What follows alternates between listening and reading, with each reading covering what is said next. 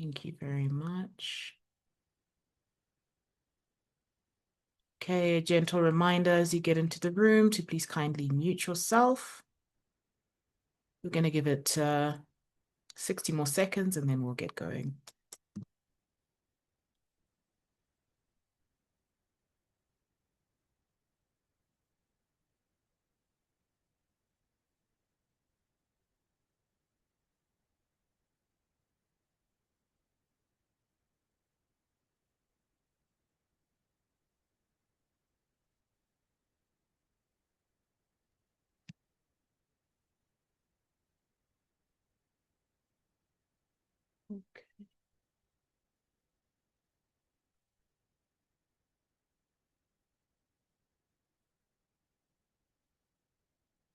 Okay, if you go through the participants and you see someone in the room that someone who should be in the room that isn't, now is your time to remind them that it has started and it is now time for them to join us and we get this conversation going. A really important conversation happening at a time where technology is moving so fast and it's so hard to keep up with all the changes and what is the new thing? It feels like every week there's a new thing.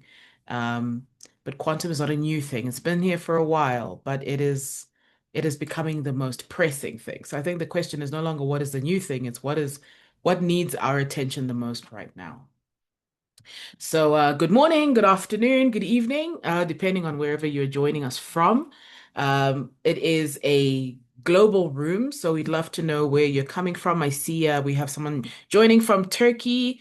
Atadana, nice to see you in the room. Please just let us know where you're from. We see Australia in the chat, so just drop your location in the chat so we can get a good sense of our of what our room looks like. Um, Please don't be shy within this space. We will we will be calling on you quite a bit, and we hope that you'll be participating along with us. So, my name is Ora Kawanzarwa, and I'm your MC. Um, and on behalf of the Africa Consortium, I want to start with something that's usually said right at the end of these kind of events. And I wanted to just say thank you so much for making the time to join us. Um, the session exists because of a cancellation. Some of you may have heard of RightsCon, and this conversation was originally supposed to happen at RightsCon in Lusaka, Zambia, and it was cancelled, unfortunately, at a time where conversations like this are really critical and important. So the AQC decided to step up and bring the conversation online. Um, and it's really important because today's question is about who convenes these kinds of gatherings, on whose terms, and is Africa and the global South actually part of the conversation? Are we shaping the rules, or are we just kind of sitting in the back seat and watching life happen in front of us? Um, and so before I go any deeper into this intro, I just wanted to give a very warm thank you to Michael, especially for inviting us into the original Lusaka conversation, and for collaborating with this really important work. I also want to thank Sarah so much for creating this room and for connecting with the AQC community very early. We're very grateful for both partnerships and for what we're beginning to shape together. And so the question for today that I want you to sit with, coming from, oh, I love this, South Africa. We've got Denver, Colorado, Nigeria, Nairobi, Harare, Copenhagen, Canada. Okay, the question we want to sit with as a room today, and that I hope will have been answered by the end of our 2 hour session, is how do we ensure that quantum technologies drive safe, drive equity and democracy rather than expanding the global digital divide? And it's it's something that I feel like right now is a bit of a confusing question because we don't even know what is quantum technologies, but they're moving out of the lab and into the systems that decide how societies communicate, compete, govern, and protect people. And the example I would give you would be just like how, let's say 5 years ago, AI wasn't really mainstream. It was a bunch of nerds on Reddit talking algorithms and code, and suddenly it became mainstream. And we were really most of society, especially civil society, was caught very unprepared. And suddenly we're trying to figure out how to have conversations about safety and how do we use these platforms and what do they mean for the people that we serve. Um, and so quantum is now at that place where if you're not prepared now, you're going to be where you were with AI about 3 years ago, where suddenly AI really matters and it's important. And it's going to transform every sector, just like AI has. Um, but these technologies also create risks. So surveillance, amplification, post-quantum cryptography gaps, dual use security concerns, and a very serious threat known as Harvest Now and Decrypt Later, HNDL. So if you see that somewhere on the internet, you can say, I know what that means because you're in this room. Um, and that means that encrypted data that's collected can be collected today, may become readable in the future once fault-tolerant quantum computers arrive. That means everything that is encrypted, all your messages, we're talking WhatsApp, Signal, Telegram, anywhere where you have encrypted, your data is protected, is being harvested and can actually be accessed later through the power of quantum computing. And so this means for activists, journalists, civil society organizations, public institutions, and citizens across the majority of the world, this is not abstract. It's not a theory. It's not a maybe. It is very, very real. And it affects privacy, democratic participation, and national self-determination. So today's session exists because Africa needs to be in the room very early, not after the standards are set, and not after the IPs is locked, and not after governance frameworks have been written elsewhere for a context that doesn't subscribe to our society and how our systems and culture works on the continent. We have 2 hours, right? It feels like a long time, but we have a firm belief at AQC that time flies when you're having fun. So this is going to be fun for you. Fun because it's going to be confusing and concerning all at the same time. Um, we have the right panel to work through our question, and we'll not end with conclusions, but we're also going to be launching the AQC Working Group on Quantum Policy for Africa. So before we begin, this session is being recorded. Please be mindful of that. Please use the chat to share your questions, share the institution you're from, or even just your thoughts and comments. We are keeping an eye on the chat throughout the conversation. We'll also be moving quite quickly, so I may step in to keep us on time to our panelists and our speakers. You'll hear me open my mic. My mic will be closed while you speak, but if you hear me say it's time to move on, it's time to move on. And the session is designed to be accessible. So if something gets too technical, I will likely pull back and I may ask you to explain and reiterate because not everybody in the room is technical. So don't sit and think that, oh no, I'm not a scientist. I won't understand. We're going to make sure that it's as easy to understand as possible. Right. I hope everybody's okay. If you're okay, let me see a reaction, a heart, a thumbs up, a celebratory. Please don't put a sad face because then I'll feel really sad after that. So we're going to go straight into our panelist introductions. And I want you to know who is in the room and the work that they're doing so that you understand the context that we're in. And I'm asking the panelists a question. And the question that I hope you'll be able to answer within your introduction is, what is the quantum question that matters the most to you right now? And we're going to kick off with Michael Karanicolas, who runs the Information Policy Lab at Dalhousie University School of Law. I hope I said that right. He also built the original version of today's session for RightsCon. Michael, welcome, and please do introduce yourself and answer our very important question. Hi, thanks so much for that introduction, and it's really wonderful to be here. I'm an associate professor of law at Dalhousie and the Palmer Chair in Public Policy and the Law, and I also run the Information Policy Lab, which is the main kind of vehicle for policy work in this space, or our main vehicle for policy work in the law and tech space. Um, and I come at this question from a law, policy, and governance angle, with my primary background being in human rights and law and technology. And so my framing of where I see the most important question on this is how do we ensure that the benefits of these technologies are equitably distributed in a way that advances global human rights and development as opposed to entrenching current gaps between global rich and poor?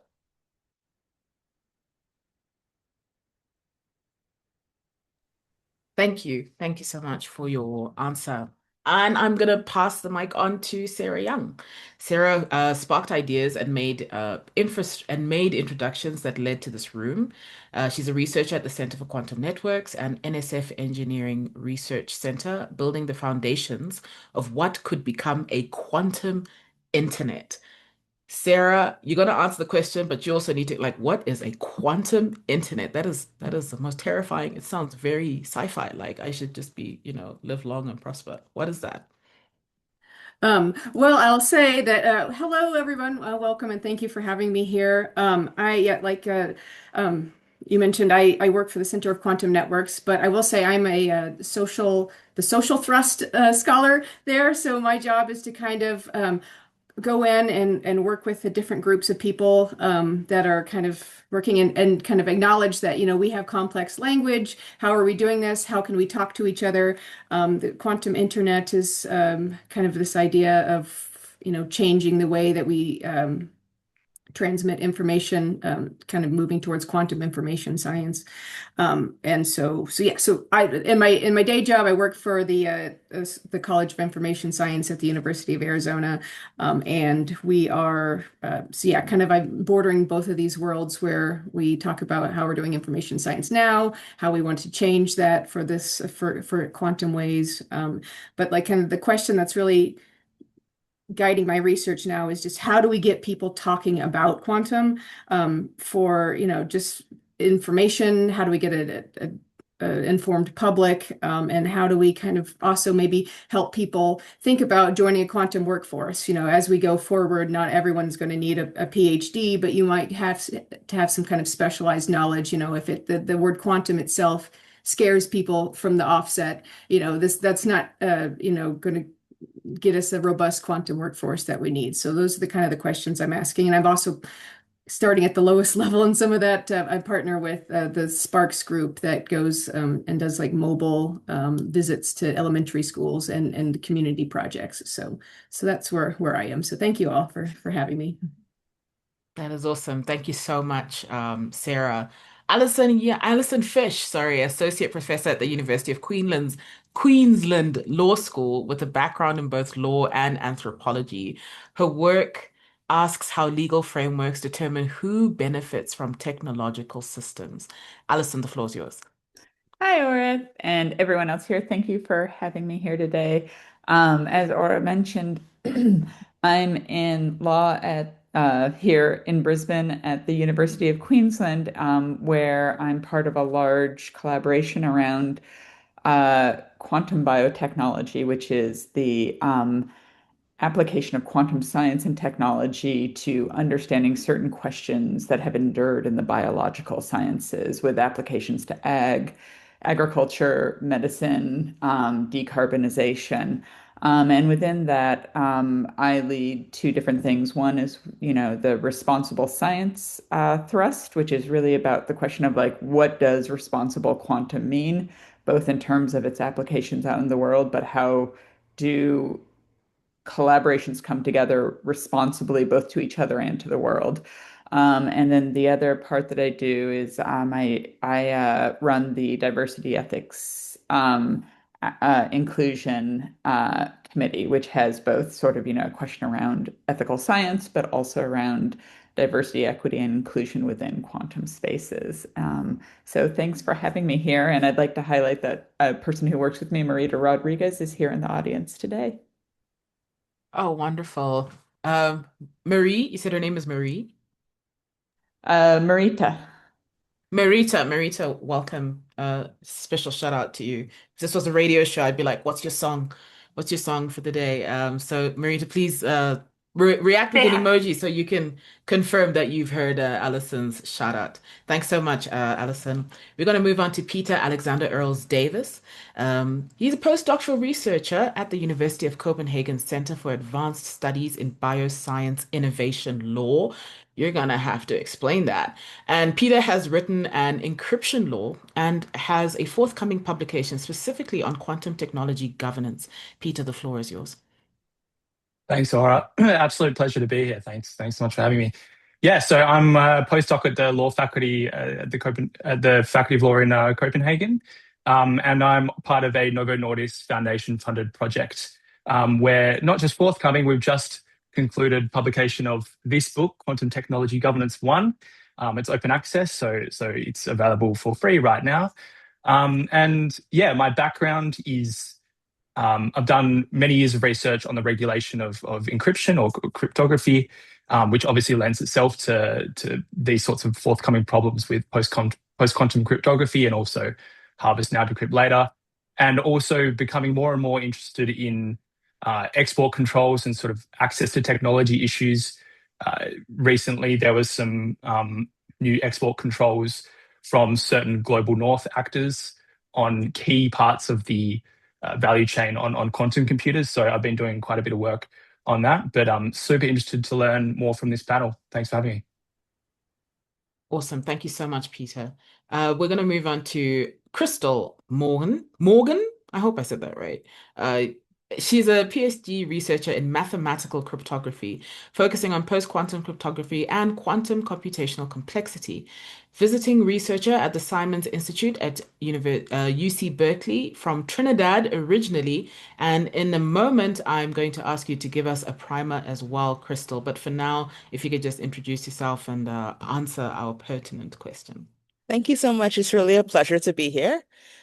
So, in terms of what I think about, because I work on isogeny-based cryptography, which is a type of quantum-safe cryptography, I often think about how we can have more interdisciplinary conversations between those working in quantum computing and quantum safe cryptography to build resilient encryption in a world where quantum computers would exist, and how we can ensure that everyone's data is protected, knowing that threats exist like Harvest Now, Decrypt Later, and to have these technologies accessible not just for the global north, because we do have that threat of or fear of centralization, where Mm. the best technology and the most advanced researchers are forced to work for a handful of companies, organizations. Awesome. Thank you so much for sharing that, Krystal. So happy to have you in the room. Farai Mazhandu is our final call, certainly not the least. He's the executive director of the Africa Quantum Consortium. From his name, he's a fellow Zimbabwean, but currently based in the US. Farai is what is the quantum question that matters most in your work right now in building a quantum ecosystem on the continent?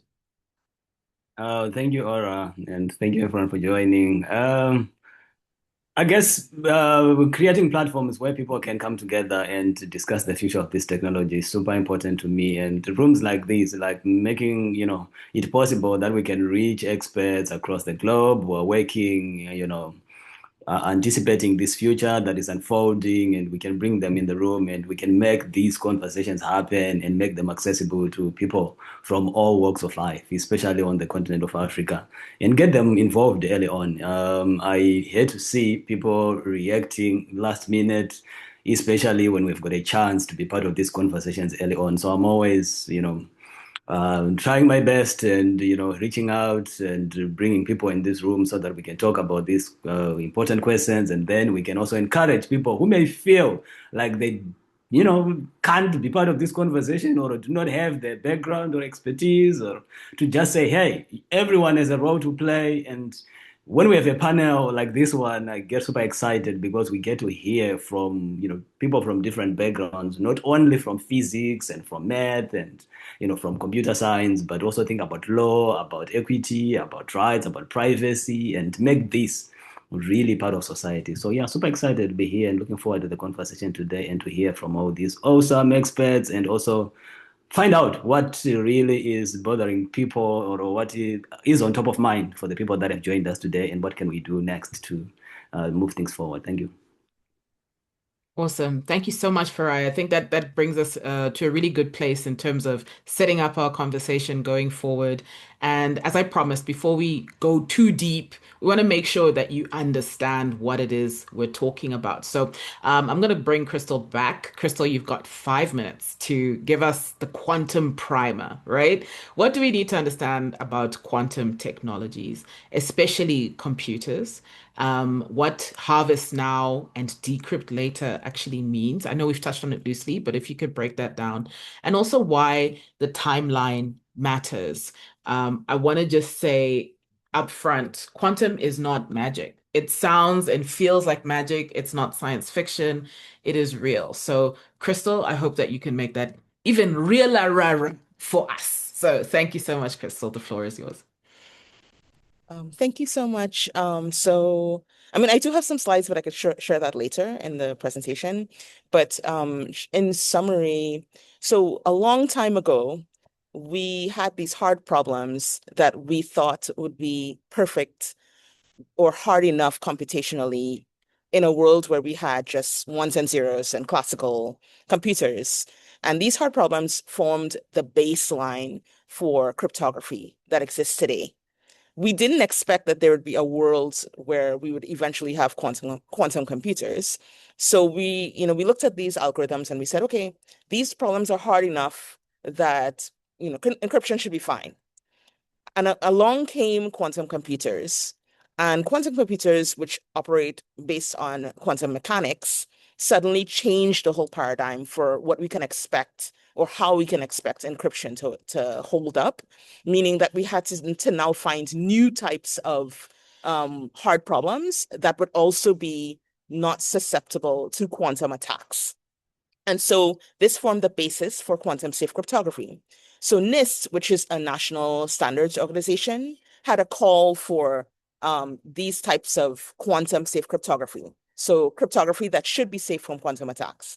And the thing is that we can't just have it's not an off and on switch from classical to post-quantum or quantum safe cryptography because of things like Harvest Now, Decrypt Later. And Harvest Now, Decrypt Later is a cyber attack whereby we have adversaries or say evil people collecting data that is encrypted, but it's encrypted using or could be encrypted using our old methods or classical methods of encryption, meaning that when we do have fault-tolerant computers, these entities could decrypt this data and have access to this data.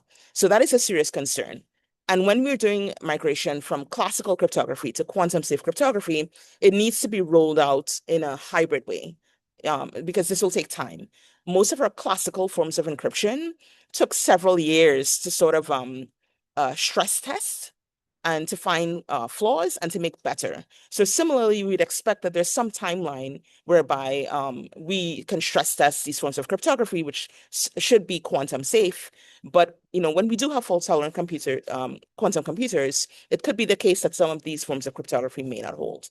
So I work on a particular type of cryptography called isogeny-based cryptography, which is also, there's a particular type of protocol called ski sign, which is in the round of digital signature schemes used by NIST. So it's in the third round, which came out a couple of days ago.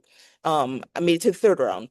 That being said, the first round, which took part in 2017, also had an isogeny-based cryptography protocol called SID, and that was broken. So just because it's in the third round doesn't mean that it'll make it to standardization. So these are sort of the issues that take place. And in terms of quantum computing, we're working, I would say, you can't think of it as an adversarial relationship.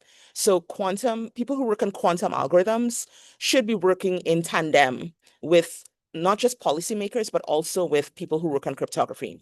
And the reason for this is that a couple of days ago, for example, there was a paper that came out that spoke about a quantum algorithm to break certain types of cryptography. And cryptographers looked at the paper, and within 5 minutes, someone is able to find a bug.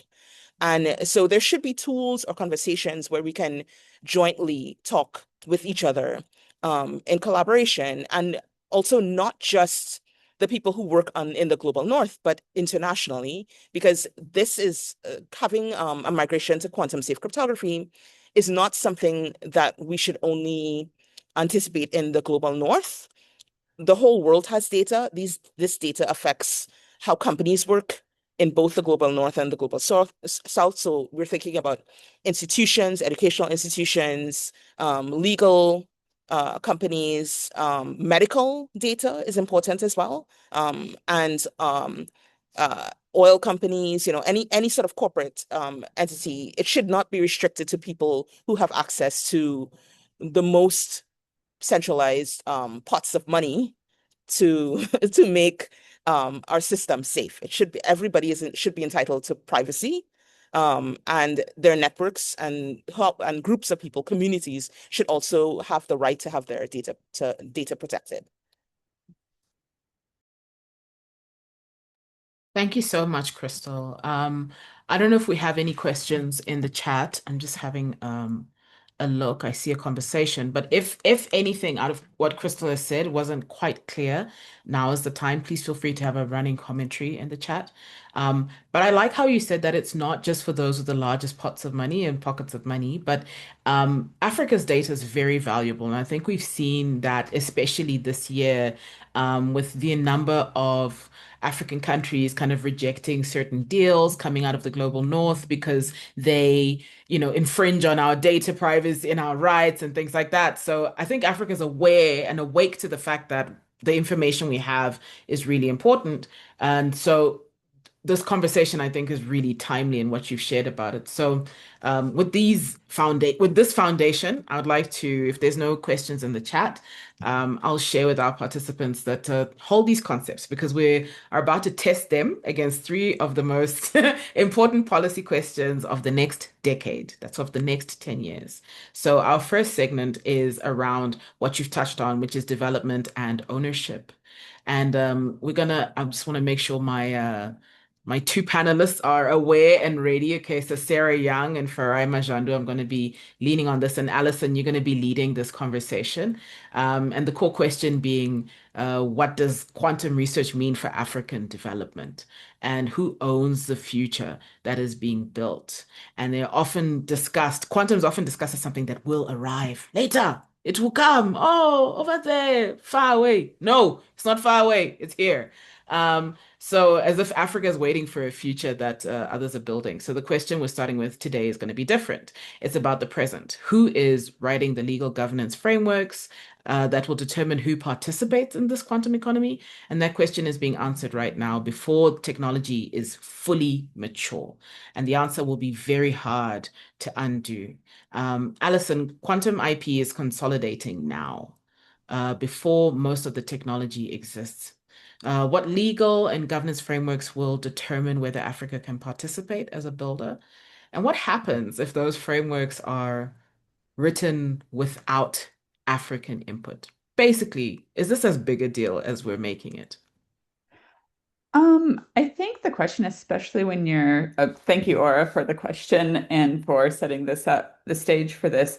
I think that question's actually very relevant because on the sort of global scale, in terms of ownership of science and technology and the intangible assets that they produce, in that field of intellectual property, it's very much managed through a couple international legal frameworks, one being, the World Intellectual Property Organization, which really what I see happening there is they set out sort of soft norms, um, with the exception of they do run a sort of patent classification scheme that's very significant in that it's sort of how the world comes together and decides what this invention is, where it falls, how to describe it more or less. But I think probably important for our discussion today is TRIPS, or the trade-related aspects of intellectual property, which is a trade agreement. So you have a mixture of both, direct legal mechanisms, but they're enforced, or they're made to have teeth because of the implications for trade for a country. So they sort of bring countries to harmonizing their intellectual property laws through the potential for trade sanctions or implications on their ability to trade globally. And so TRIPS has been with us, for 20, 30 years now. And so there are some and that's managed at the World Trade Organization.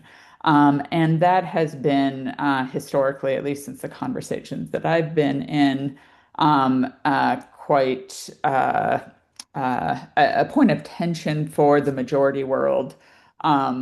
and how that's managed and interpreted for at least 20, 30 years. There's not a lot of happiness in terms of like bringing country, for example, African countries, South Asian countries, and the pressures that are put on them to manage their intellectual property in a particular way.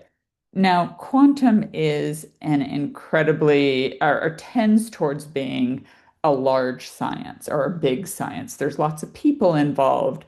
The technologies to do it are incredibly expensive. Some of the colleagues that I work with on this collaboration are spending millions of dollars for microscopes or for their computing equipment. We do have theoreticians that, are operating on a smaller budget. They're also very interested in the potential for commercializing their research. So they're interested. It's part of their career advancement potentially to spin out patents and companies related to that. So they're interested in that downstream control. So, the question of who controls these technologies, I think, both in terms of who can purchase them, but also who can own the intellectual property in them, I think is a significant one. And they tend to be, because of the costs of them, they tend to be in urban cores at universities or in public-private partnerships funded by private organizations. So they're localized in specific places. And if you are not in those spaces, it's hard to participate in that science and technology advancement. One of the things that I see that there's a lever or a pressure point potentially is that physics as an academic discipline and a research space has tended towards open science, at least in its sort of more basic early stages. So there is a sort of belief in how to do the science, to do the science responsibly, that you make your data open, that you make your publications open. And so that would be something that I see that there's a potential lever, but I don't want to take too much time before giving over to our other panelists and give them a chance to say something. I think you've laid really good ground for us to build out on that. And you've raised a really important point, which is where I'm going to bring in Farai, in that if you're not in the room, if you're not in those particular spaces, it's kind of like, Trevor Noah used to have this joke that would say, keep it here, that whatever you're doing, keep it here. And it feels like there's a big keep it here culture within what you're talking about, this downstream of information that then comes. So Farai, I want to pull you into this conversation now. The AQC, the Africa Quantum Consortium, has 288 members across 50 countries. Give us a snapshot of Africa. What's actually happening? Where is African quantum capacity building, and what is the real barrier facing us right now? Like, what are we doing really well, and where are the gaps, and where are our needs, Farai? Okay, thank you so much. A very hard question. I think a question that almost everyone wants answered. So it's actually interesting to note that, like Alison mentioned, in terms of capacity building, there is a lot more need to invest and develop, and yes, it comes at a high cost. But there is somewhere to start in Africa, actually. Yes, we have one country, South Africa, with the Quantum Technology Initiative and actual commitments we can measure. I am a product of that ecosystem as well. And I would say the big challenge and what eventually just motivated all of us who were aware to say, let's build a coordination system for the development of an ecosystem in Africa is because there are starting points. And with the policy moves that are strategic, you can actually begin to build towards that end goal of building capacity on the continent and not make it a side conversation. So the policy is what has to shift, because my argument is there are starting points, there are research labs that have $1 million investments in South Africa where you get all this equipment available. But is it being used for maximum productivity? Perhaps not. We have got talent on the continent, and I think we have proved it again and again at the Africa Quantum Consortium through different programs, including the hackathon that we had. And not only us, but also other community, players on the continent. They have done a lot of other work that we also, are proud of as well. One of the interesting things is I remember following up with the group at NIST as they do that standardization. I was saying to them, do we have contributors from the continent? And they were like, yeah, sure. Some of the algorithms we've been pressure testing actually came from researchers from Senegal, from Cameroon, and other places. So we have a starting point, and I think we have an event. We've been talking to Krystal about it because she also is part of the PQC reading group, which is on our Discord, which is another initiative. So there's a study group, there's a community, which is actually working on these problems and calling out some of the developments and moving forward with the discussions around this idea. But we are just a community that's putting these things together. But these are like Krystal mentioned, you need to connect everybody who has to be involved. It is the role of policymakers to take this seriously. I was reading today that the banks in South Africa are going to government and say, hey, get Anthropic in the room because we heard they developed methods and we are vulnerable. So this is a knee-jerk response. Do they need to do it that way? Perhaps not. Because they are also world-renowned researchers in AI on the African continent who may have been contributing to this, I want to believe, early on, and are aware that this is not a new development. But what have our policymakers been doing? One, to create the platforms. Two, to connect the players and learn about what the scientists are hearing and what should be happening, where are the bottlenecks and what needs to happen. So the policymaker usually always sets the floor. If it is going to be very hard for us to coordinate and raise funding and build platforms like this, it is the responsibility of the policymakers in Africa because they are aware. We publicize the work we do. Our researchers publish work out there. There is somebody who works in a government facility somewhere on the African continent who should be tracking these things and then making it easy for us to do the work that we do. And then you shape the narrative, you bring the right people in the room. I would assume there should be a war room somewhere in the African Union or the African continent to connect all these countries. We're beginning to see a bit of this happening in East Africa and people going back to, these conversations and say, hey, what is country X good at? What is country Y good at? How do we come together and put those capabilities together and how do we serve the continent? So the African free continental trade area aspect is also something that will be vulnerable, right? Because the only way you can going to connect transactions there is going to be digital. Then these digital transactions have to be protected. So one would think it is, something very easy to pick that we need to pay attention to these conversations. We have got the researchers on the continent who are working on this. There are events on the continent that are hosted where these experts on the continent come together and also the global community comes together to discuss, it could be cryptology, it could be, the threats of fault-tolerant quantum computers. It could be what is the fundamental research like. We talk about critical minerals every day, but all these are fragmented conversations happening in all these different directions. What stops us from talking together and coming into those rooms and plan forward is generally the policymaker because they set up that. So I said there's talent. The policymakers can set the floor for that to flourish. There is, these experts that are even thinking of startups or who are contributing to NIST standards. It is the policymaker who can make it easy for them to, do their job and to contribute to this ecosystem and even help shape how this should be approached on the continent. We even have a law, I think, a working group on law, quantum law within the quantum consortium. It needs to be scaled. It needs to be, supported. The conversation has to be happening and expand. Who has to do that? The policymaker has got an easy job of doing that because one, they've got access to the press. Two, they've got access to the narrative, and then they can shape everything else that has to happen locally. So this is Africa is a starting point. There needs definitely to be more. There need to be a war room. There's to be a change in attitude because what's happening with AI is going to happen with Africa. So I wonder how many times do we want to have knee-jerk responses?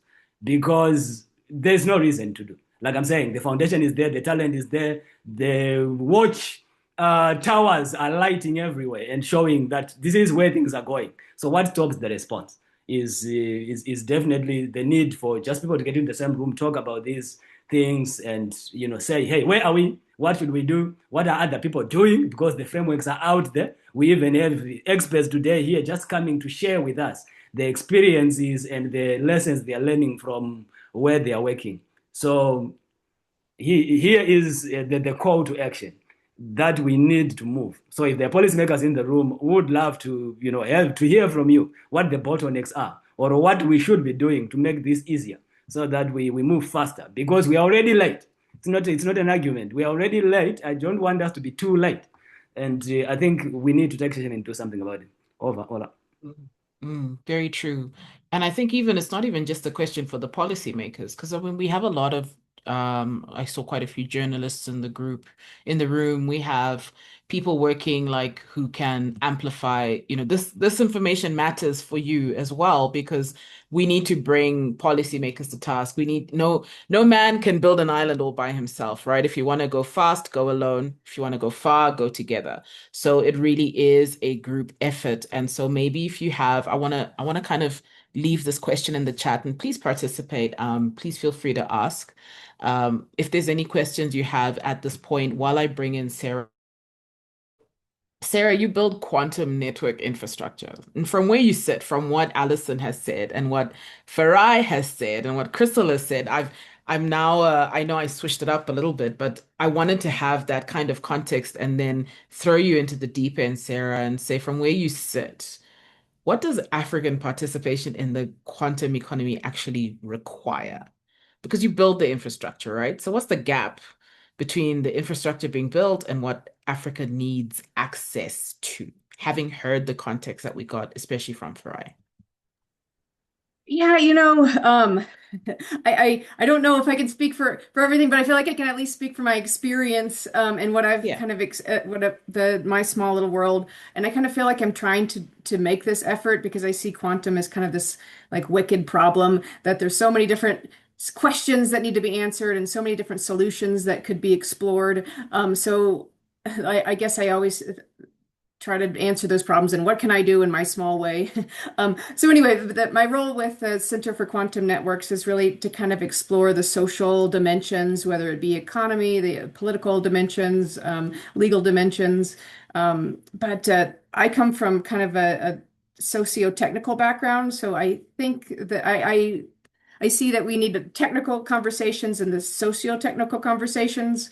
And as a little background on myself, I got into quantum because I worked as in the U.S. government as an investigator, kind of doing some of these tech investigations and personnel investigations. And I really saw how difficult it was to roll out new technologies to the people that worked in their employers and institutions. So I was interested in how we deal with technological change, how do we shape organizational development, and really how do organizations that are kind of driving some of this adoption of technologies, how do the people that work in those systems work? And I think it speaks to the conversation before because we're talking about policymakers and the people that are kind of in charge of technological change, but also like how do the people in those systems have to react to new frameworks that they would have to work in. So anyway, so I ended up leaving that government job to work in the Netherlands for a couple of years, about 5 years, where they had a lot of interest in these topics. But then I came back to the U.S. and I found that people the groups I was in just weren't interested. People were like, "Well, tell me why quantum's important. Why should I care? Like, I don't understand the language. I don't really care unless you can tell me why this matters. I don't care." So anyway, so I think I'm going to tie this all together, hopefully. So I think that what people need to I've been working on lately is science communication, workforce development. I think there's a lot of upskilling and reskilling and spaces for people that don't have PhDs to kind of start entering the conversations. But it takes first like this jump to not think quantum is scary. So we have to kind of like familiarize ourselves with the language and kind of do this interdisciplinary conversations with people and not necessarily let it be scary and out there, but like it's not for someone else to do. It's for us to kind of understand and talk to other people and figure out our role and our place. And I feel like that's sort of what I'm doing myself. And I think that it takes other people to just like explore the topics. And and just kind of figure out what quantum means to have the conversations to begin with, and then ask policymakers, or they have the language to ask the questions, or even to know those questions exist, I think, are like the starting point, before like the administration just force upon you new technology that you have to use, or I don't know, just the interaction between people and technology, and the kind of the whole landscape that has this technological change, organizational development dimensions. So I don't know. I think for everyone, I guess I could just say, like, yeah, I think this is a global problem too, that certain people in certain pockets are having these conversations, and then other people aren't. And I think that you just have to not be so scared, or not be so scared to look dumb, when you don't know the like, you just, and ask people that are nice to with questions. So I don't know if that helps the conversation, but that was my 2 cents. That does help the conversation. Absolutely. There is no weak contribution at all today in this conversation. And I like, because what you've just said has actually triggered the chat to come alive.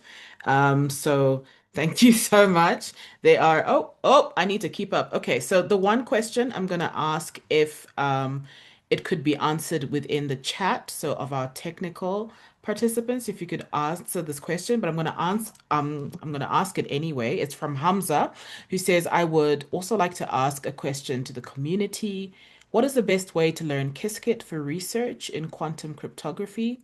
Are there recommended resources or beginner projects related to QKD or the E91 protocol? So it's a technical question. So I would ask if we could if we could answer in the chat, whether Farai can, or Atadana, sorry to pick on you, but I know you're also in the room. If you can also respond to that chat, and maybe Krystal as well, because this is your area of expertise. And then I'm going to move into two really interesting questions. One coming from Chido Musodza, who says, fair points by Farai, but who is speaking, lobbying, and educating the policymakers? Like Sarah rightly was saying, what is quantum? Why does it matter to me and the constituents? Who is breaking down these conversations enough for this important group of stakeholders to connect the dots and act on creating these policy frameworks? It's a really real and good questions. Thank you, Chido. Um, I think, should we answer that one first before we get into the next one? Because the next one is also quite involved. So I don't know who'd like to tackle that question. Whether well, she did mention you, Farai, so I think maybe it'd be nice to have Yeah, Farai, sure, I maybe can go for Allison jump it. in. Thank you, Chido. Yeah, I realized that this is better. I talk instead of type. Things will be lost in translation over there. Thank you, Chido. And that is exactly the reason why we are super proud of this room. As a start, I couldn't wait for a day when we could say civic society can get in the room because we wanted to know them to know that we want them involved, because us as scientists, we don't know how to do that. And we want to show those that lobby, that know how to talk to policymakers, know the language of governance, and know how diplomacy works, and all that. We want those people in the room so that we can say, hey, this is what we are seeing from the scientific side, and this is why you should care. And please help us communicate this effectively and get the right people in the room. Because at the end of the day, I guess communication is always that challenge for all of us, for anything that we want to, share out there. And we realize that in the countries where people have figured out how to communicate this to their policymakers, or how to involve civic society, parents, students, you name it, then that conversation becomes easier. So this is a start, and this is the reason why during the early conversation, even with Aura here, she was saying, "I'm a creative. Why should I care?" And then we tried our best and say, "Hey, what about if we needed an MC or somebody who can help us in a panel? We are scientists. We don't know how to do that. You have been on radio, and you're an artist, and you can come on this stage and you can help us communicate, and you can also help us see the gaps that we have in the way that we are doing things, including even which are the communities we need to reach out to and how we need to." And this is why there are people like Michael, there are people like Sarah and Allison, all these people. We bring them in because we are saying, hey, is this the best way to package this conversation and to how do we communicate this? If we all agree quantum is important, quantum technologies are important and far reaching in impact, then how do we get this out there? What's the best way to? And then we have this conversation. So thank you, Chido, for that. And that's exactly why you're in the room, to ask that question and help us figure out what's the best way to think about things going forward. And that's why the AQC is a consortium to say we don't want scientists only in the room. We want everybody involved because we want to shape that ecosystem for the continent and to contribute to the global ecosystem as well. Thank you. Thank you so much, Farai. And I think to a degree, to maybe also to add to your answer, and maybe more direct response to who is breaking down these conversations. I think the AQC has been putting a lot of effort. If you follow the AQC on social media, and maybe I think that's also a gap in that if the AQC is not the first answer that pops into your head, then maybe there's something we're not doing quite right. But we're doing a lot of work around trying to be as loud as possible and to get as many people to be aware of this conversation and why it's important. And keep trying to engage stakeholders. I know they must be quite cold emails that we tagging them on social media, like be alert, this is what's happening. But again, we cannot completely do it alone, as far as I said, and this is why we're engaging with this community to, see if we can amplify and take this further. And I like Michael's response. I'm just going to read it out. He responded on the chat in that I think he raised an important question with regards to the interests of governments, especially in the global south, where there may be gaps between government interests and public interests, especially when it comes to privacy or encryption matters. And this will be discussed later, but it's been a consistent dynamic around digital privacy and security debates for decades now, going back to the very first battles over encryption. Okay, the next question came from Marita Rodriguez. She says, I was really interested in the discussion around IP, and it made me wonder how you see intellectual property shaping power relations in the quantum field. Does it currently tend to concentrate power around companies, or are more distributed arrangements emerging across academia, industry, and government? I think, Allison, this one is for you. Yes? I think, yes, actually, intellectual property tends towards concentrating powers within, uh, specific entities. And I don't necessarily see that there's distributed power arrangements emerging. Um, in that sense, intellectual property as a field, the way that it's managed in a few sort of jurisdictions have come to dominate how proprietary assets are managed globally, those being Europe, the United States, potentially China is emerging in that field as well. I did some work in India in the 2000s to 2010s, and the government was preparing uh, descriptions of assets in what they called the international patent languages, and the Indian government described that as European, Japanese, and um, uh, English, pointing towards the UK and the US. And so, in those senses, I think it's very dominated by the sort of social and legal logics of those jurisdictions. And that tends towards concentrating power and assets in those ways. There is potential, just as we saw in the 2000s or the 1990s through to the 2000s with the copyleft movement, for attempts from civil society and the technical fields to say, like, we're not really happy with the way that global intellectual property norms are operating and locking down the knowledge commons. I'm uh, and so there is responses, and those have evolved over the last 20, 30 years as well to kind of take into account, I think, the majority world's perceptions. And it's sort of further buttressed by privacy law that not all openness is great. We don't just throw everything out there.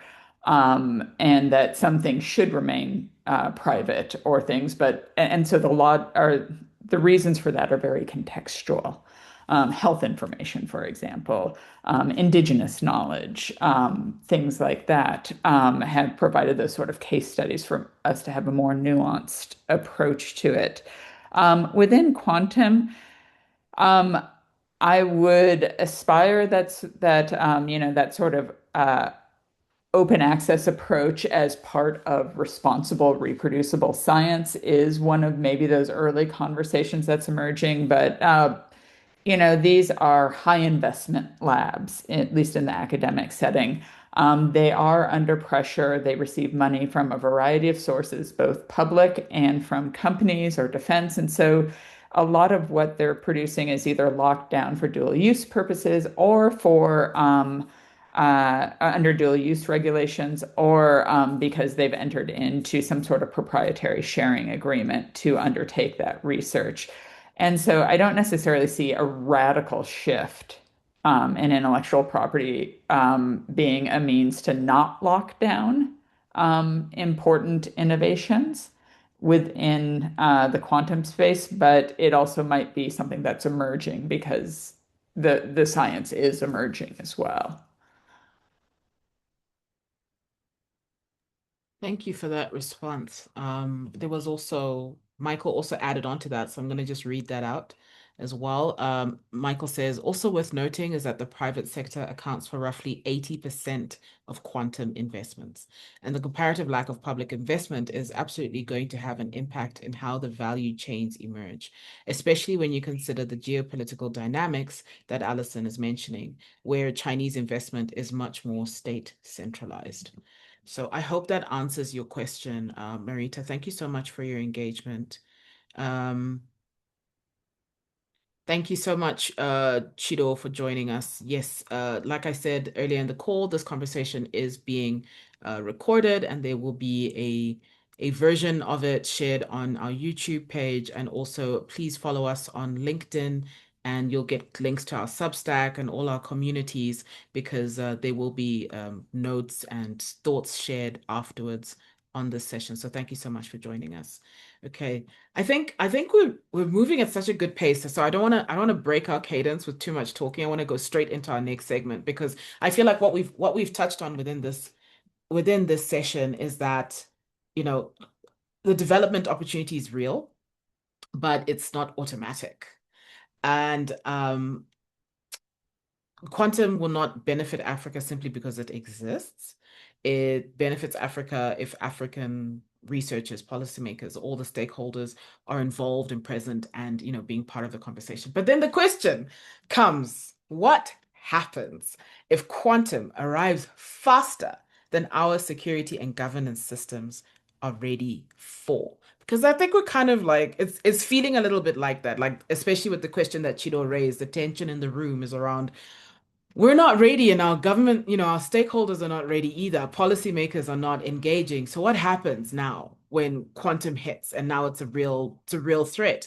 Um, so I want to get into, sorry, I was just double checking. I thought I saw a message in the chat. So I want to get into segment two, which is around privacy, security, and harvest now, decrypt later. Remember that, HNDL. If you say that amongst a group of nerds, by the way, you'll be considered very cool. So just try and remember that. I've had to learn many quantum keywords, and also in my journey into understanding quantum, which I'm really grateful to the AQC for. It is a space that I never saw myself a year ago. If you'd asked me, I would have been like, haha, so funny. But now I find myself deeply invested and deeply concerned about this technology and more importantly, teaching it to the younger generation because this is what they're growing up into, but also how it affects us right now as adults in this space. So, leading this session is going to be, well, leading kind of our conversation is going to be Krystal, and then supported by Michael, Peter, and Sarah.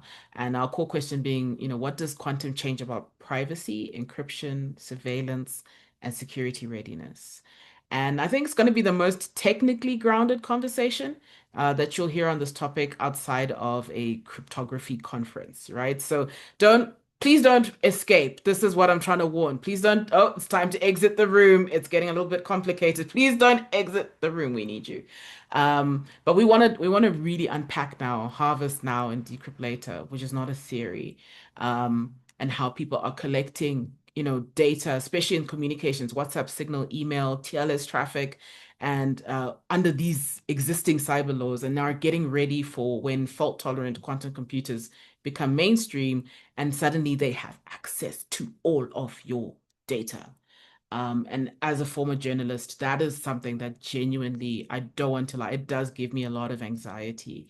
So, Krystal, you can explain what that means, I guess, mathematically. Um, Maybe, post-quantum cryptography migration, it's an inevitability, right? So what does that transition require technically? And maybe grounding it a little bit more as to, in the people sitting here in the room, what does that mean for them? Do they need to find an expert? Do they need to go onto YouTube and look for something? Because we're sitting here and we're like, okay, we hear it's important, but now what do I do? What do I do as an organization? How can I step in as civil society into this conversation? So could you kick us off and put our feet on the ground, Okay. So I have a couple of slides I can show. I promise. please? Oh, yeah. So it won't be super. I'll try to stay away from the super technical. Um, sorry. And so, presenter view. All right. So can you see my slides? Yes, Okay. ma'am. All right. So, oops. All right. So, thank you so much for inviting me today. And Sorry, Crystal. Sorry to break you. And your presenter view is actually blocking the oh, presentation. you can see my presenter view. Oh no. I guess Yes, I could ma'am. use it without the speaker notes or something. Or maybe Okay. let me see a second. Um, da, da, da. Maybe just this one. Does that work? Is that better? Yes, we don't see your notes. Awesome. Thank you. Great. So the question might be, why should we care about quantum computing? And as we mentioned, Harvest Now Decrypt Later is a cyber attack whereby attackers will wait until they have access to fault-tolerant quantum computers. And meanwhile, they'll store encrypted data. So they're just secretly collecting data, which they hope to decrypt when they have access to a quantum computer. And so a lot of the cryptography that we use today relies on these hard problems, which we talk about in mathematics, that are assumed to be hard on a classical computer, meaning that a computer that uses bits, so ones and zeros. But these assumptions may not necessarily hold when we have quantum computers. And two in particular relate to public key cryptography, specifically RSA is a protocol that relies on factoring two prime numbers, and another called elliptic curve cryptography, or ECC, that relies on something called a discrete log problem, or DLP. And so a lot of cryptography is based on these hard problems that are from mathematics. So, for example, code breaking traditionally would look at a distribution of numbers or letters and determine that, okay, if I see a number that's frequent, or maybe it corresponds to the letter E, which is the most frequently used letter in the English language. And so you'd be able to decode things based on patterns. And but so what do you mean by hard? So when we say a hard problem in mathematics, we mean that for a long time, researchers have tried to solve something, but it's failed. So this problem should be hard enough that if we run it on a computer, a classical computer, maybe it'll take 1 million years to compute. So apparently though, a lot of those kinds of assumptions don't necessarily hold for quantum computers. And so there's a little bit, so one of the core quantum safe algorithms that you'll hear over and over and over is something called lattice-based algorithms. So some of them are SVP, so shortest vector, closest vector, shortest integer, learning with errors. Don't worry about it, but they're all lattice-based. And so lattices, you can think about them as an infinite set of these points on a space. And they can be 2D or they can be multi-dimensional. So we have a 2D one here, so X and Y, and we have 3D in this space. And so in this problem called shortest vector problem, which is a hard problem, we have this lattice and we have this short non-zero vector. And our goal is to find an integer or some combination that creates the smallest possible distance from the origin. So origin, remember is 0, 0. We want to find a vector that is close to that, as small as possible. And usually there are methods like the Euclidean norm and mathematics that you can use to do this. However, in 2 dimensions, these problems are easy. As you start to scale up the problem and make them 3D or multidimensional, they become NP hard, which means really hard in computer science. So classically hard and maybe quantum safe as well. And this problem is a quantum safe problem for now. And it is used as sort of the basis for lattice-based assumptions. So ordinarily, we would use in a 2D world, we would use something called Gaussian elimination. And so Gaussian elimination is a way of taking a bunch of linear equations. So x equals 2y and x plus y equals 5. And maybe you can find x and y to solve for certain values. However, these solutions in a small scale can take polynomial time, and they assume that that it's a simple linear system. It does not work for the shortest vector and the closest vector problem because these are nonlinear problems, meaning that the complexity grows with dimension. So as I mentioned, we have these 2D problems that seem to be simple, but they become very difficult in a multidimensional world, and that kind of forms a basis for why they're quantum safe. There's also another thing that you'll hear a lot in quantum safe cryptography called learning with errors. It's used a lot in zero knowledge proofs and many kind of cryptography constructions. It was introduced in 2005, and it's sort of a core problem for quantum safe cryptography. And the goal and the difference is that we're adding noise to a vector. So what we do in this case is that we have a series of equations, so the linear equations that I spoke about, which are in fact a matrix. However, what makes it a hard problem in similar to that multidimensional space is that when we start to add noise, it becomes almost impossible to recover the original matrix. And so without errors, we could use that same Gaussian system of linear equations, but it becomes significantly difficult once we start adding errors. And so because this method called Gaussian elimination, which I explained, is sensitive to things like rounding, it's not able to be used to find the original matrix. So in reality, a lot of our current forms of encryption, so not symmetric key cryptography, but public key cryptography, which is used in a lot of instances, so our banking, emails, etc., are not safe. They're not quantum safe.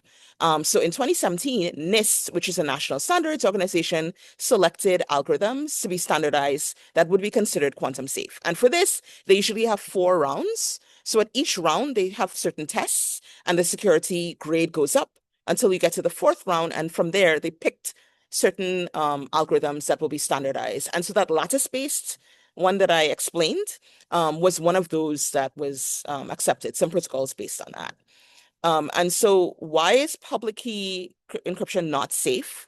So it's not safe because it's based on problems like the RSA one that I explained, which is on the left-hand side, and elliptic curve cryptography, which uses the discrete log problem. And both of those are able to be decoded or decrypted using Shor's algorithm on a quantum computer. So Shor's algorithm provides the speed up by reducing, in this case, this is the RSA integer factorization problem, where the hard problem is we have n, you're given n, and it's actually made up of p times q, where both are prime numbers. And what a Shor's algorithm can do using a quantum computer is to kind of boost the probability of what those primes might be. So we call this period finding using things like a quantum Fourier transform, and it's able to solve these significantly faster in polynomial time, for example.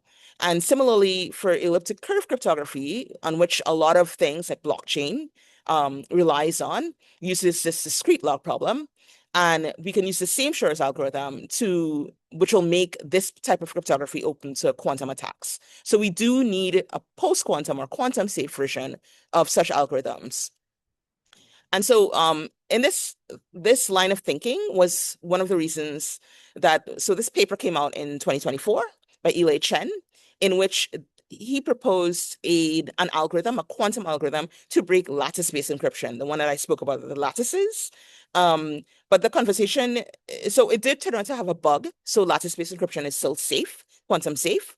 But on the left-hand side is kind of a diagram of or cartoon of what the quantum and cryptography community looked like. And that is what I speak about interdisciplinary conversations. So it took a while for people in quantum computing to have this conversation with number theorists or people working in cryptography to say, does this paper really break lattice-based encryption? Because if it's one of the more robust NIST approved forms of encryption or hard problems, it's very problematic that we have a quantum algorithm that can break things. And so there's back and forth, and they found a bug. But it also emphasized the need for new hard problems on which quantum computers will find it hard to break cryptography.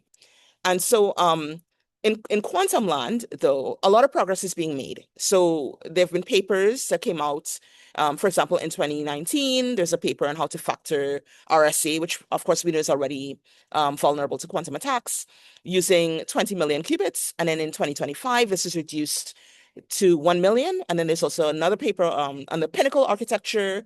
There are some that use some superconducting qubits and reconfigurable neutral atom arrays to reduce the number of qubits needed to break these forms of encryption that are already not quantum safe. And these are important because when you read these papers, most of them use Shor's algorithm, but they're doing some kind of optimization based on magic state distillation and post-selection.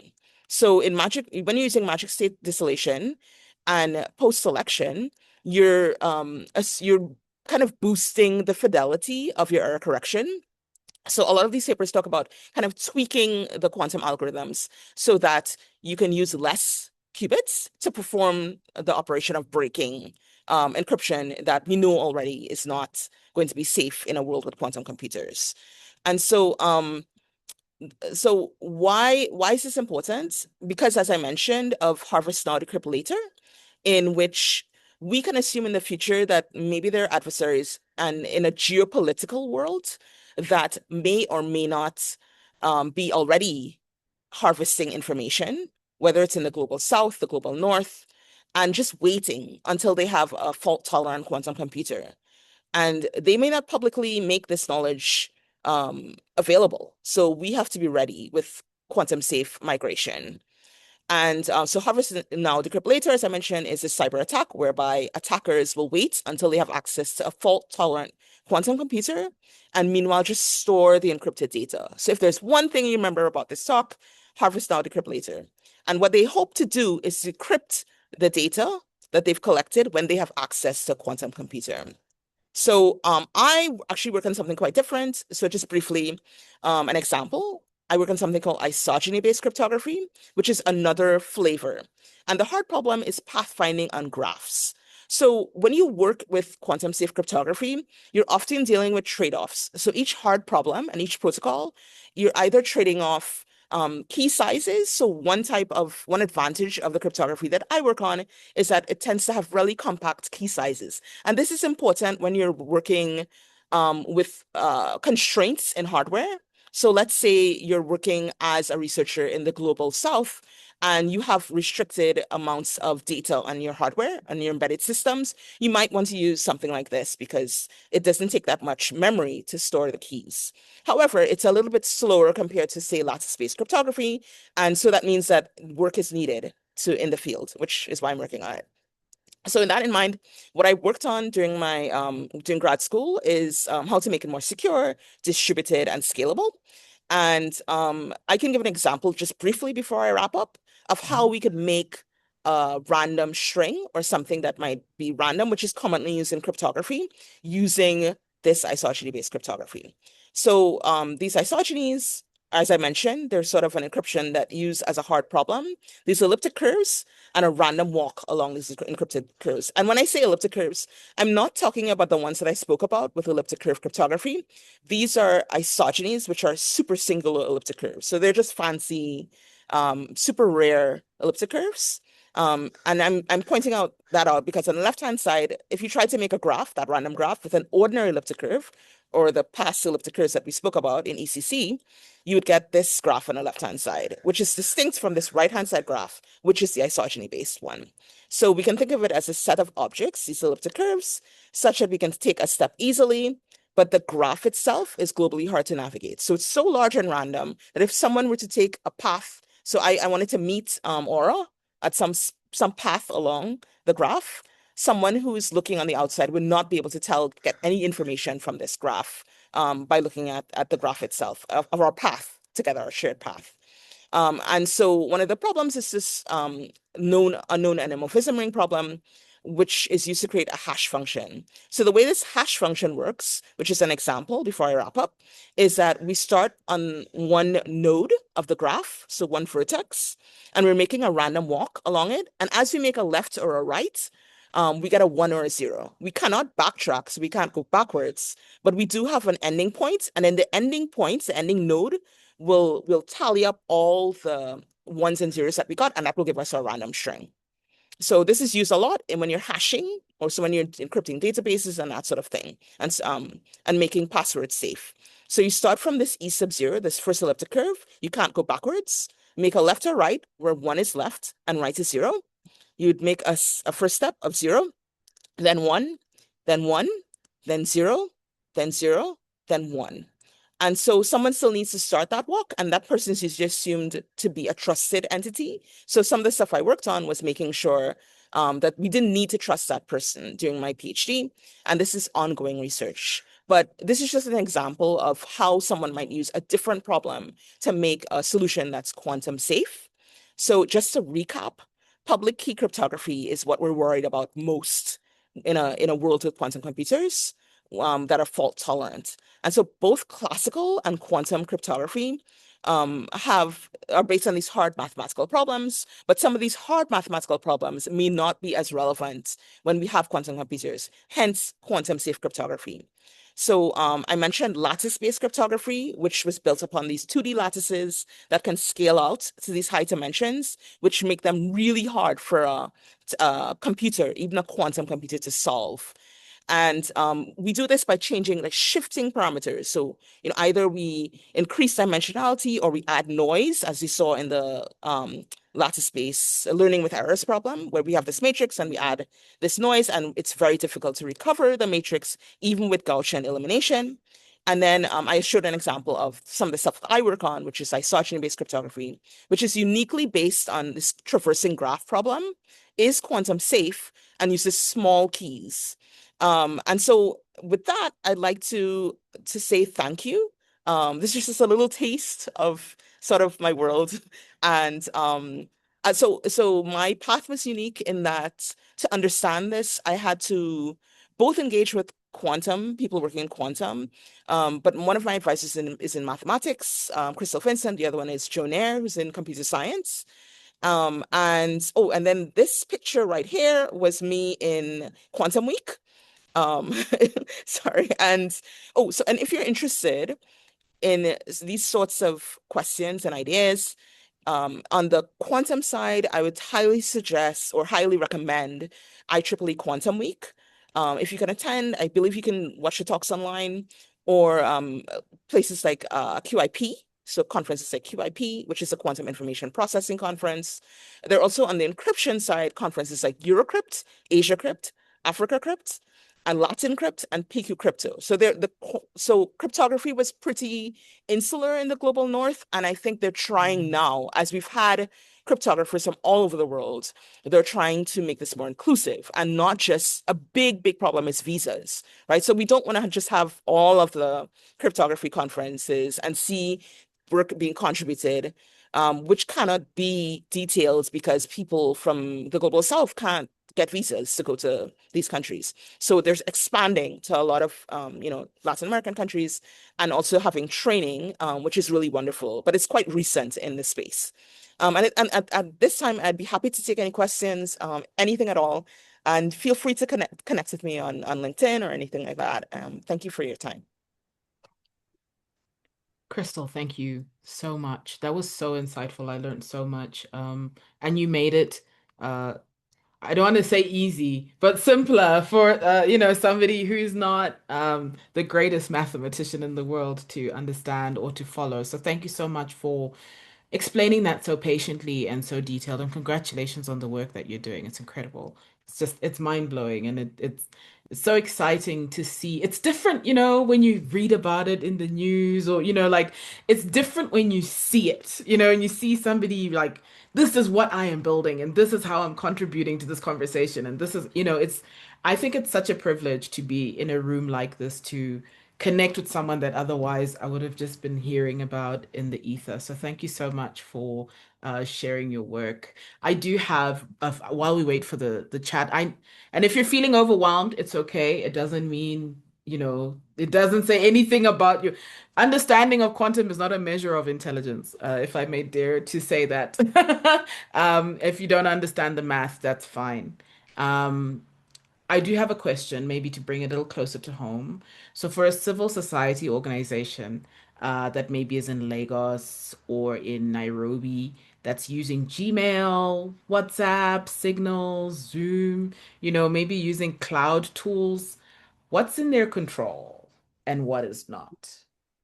So I think that I so I might be most likely I'm moving for to Europe for a postdoctoral position, and I've been thinking a lot about how I think about privacy might change, because Europe has, in my opinion, has and some parts of California as well have been really sort of at the cutting edge of sort of these privacy laws, and it's at the top of my mind is that we should have sort of these legislations and policies in place so that people have the choice, so they can choose. Because I think a lot of what happens is that so NIST, for example, is the organization that's been doing all these protocols, all this testing on these new schemes. But what it means is that yes, you can submit to NIST, but NIST is an American organization in many ways.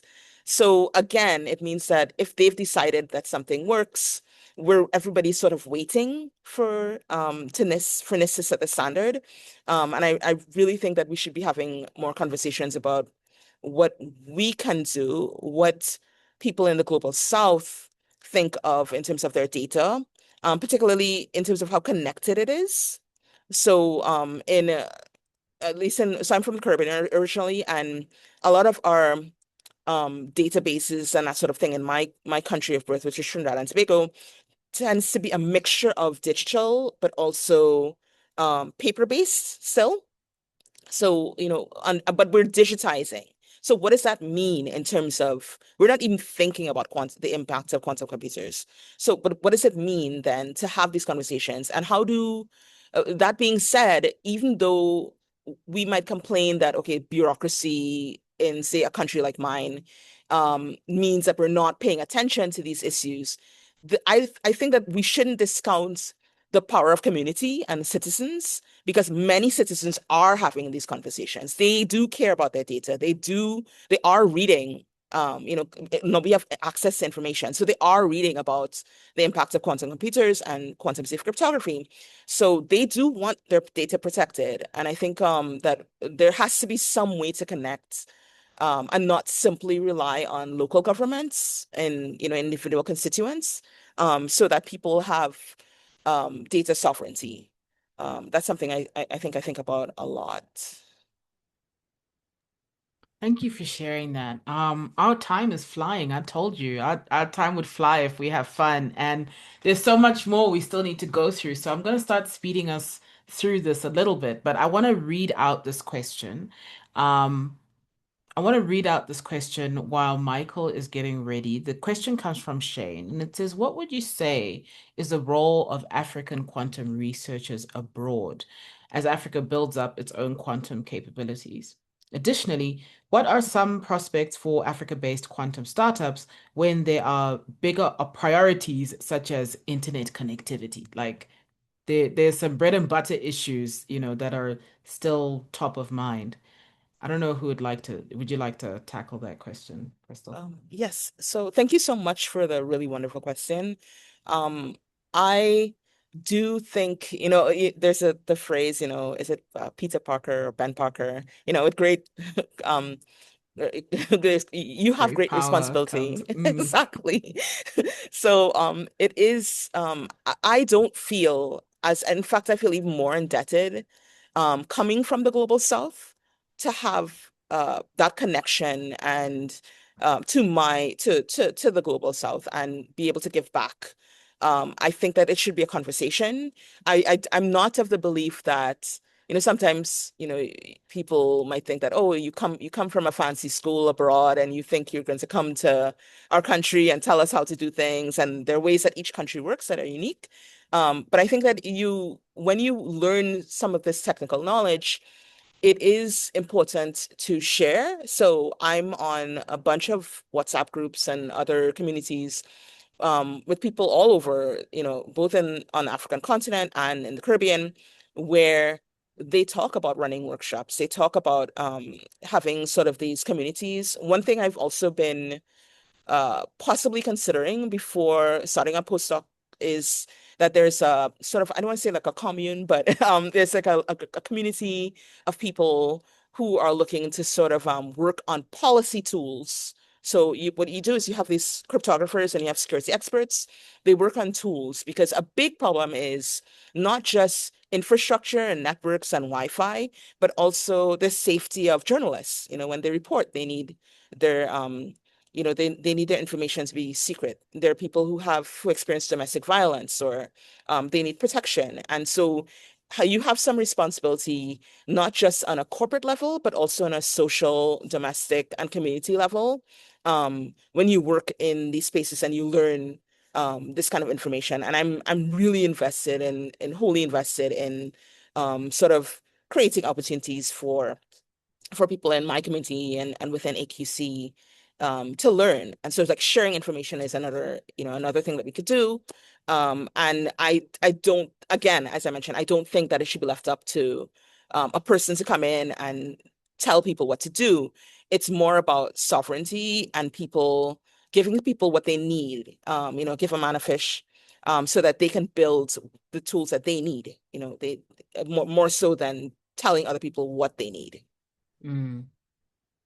Thank you. Thank you for that. And Shane, please let us know if you've been answered. We're going to walk across the room now. So everybody physically, mentally stand up. We're going to cross the room and we're going to ask Michael. Michael, you've been sitting in the room quietly, sitting, observing, participating in the chat. But, Krystal has laid out the technical reality. What does the governance and policy landscape look like against that particular backdrop? Yeah. What are cyber laws actually doing, and what's the standardization gap between the mainstream and the marginalized worlds? And I'm gonna cut your time a little bit. So from 4 minutes, if you can make it fit in three, that'd be absolutely amazing. Yeah, I'm happy to be quick. As you say, the time is really flying by on this. So these encryption challenges are the first thing that usually comes up when people talk about practical policy implications of advances in quantum computing, right? There's this privacy challenge that's on the horizon, a threat to traditional encryption, and one way to view that is it's just the same kind of dynamic that we've seen for years, where the algorithms are under threat. And so folks are just going to work on creating stronger mechanisms that'll be safe. It's the same security versus vulnerability arms race that we've seen for a lot of years. And there is, I think, an element to this which is really novel and which I think threatens to upend the way that privacy actually works digitally, the practical reality of how privacy works for everybody. Because for several decades now, the fundamental paradigm of digital privacy has been, um, do we want strong encryption or do we want backdoor encryption? Do we want security for everybody or security for nobody? It's fundamentally a binary choice, right? If you want your banking information, communications to your doctors, communications to your lawyers, if you want that protected, then you have to have a universal standard of strong encryption. And that's a dynamic that for decades now, law enforcement has been pushing back against, has been complaining about. But governments have been forced to accept that reality because the only option that they have is strong encryption for everybody or strong encryption for nobody. So if governments want their own secrets protected, if governments want banking security, they have to allow you to have your signal chats and whatever. And it piggybacks all off of those legitimate concerns that governments see. And what I see with this advancing, with what Krystal's introduced, is the potential to change that dynamic, especially if the proliferation of these technologies are controlled, because that potentially opens the door for states to have their cake and to eat it too on digital privacy. The potential paradigm that this opens up is one of two-tiered encryption, where states can employ their own strong quantum safe protocols to protect national security communications, to protect certain favored industries, and the rest of us get kind of standard boilerplate public key encryption, which is still good enough to protect you from most criminals, to protect your day-to-day banking, to protect, your signal chats, to protect it from being just out into the open, but still puts the rest of us in a situation where state actors, well-resourced actors, can access our information at will. So it's still open to law enforcement, still open to intelligence agencies, but strong enough to keep most cyber criminals out.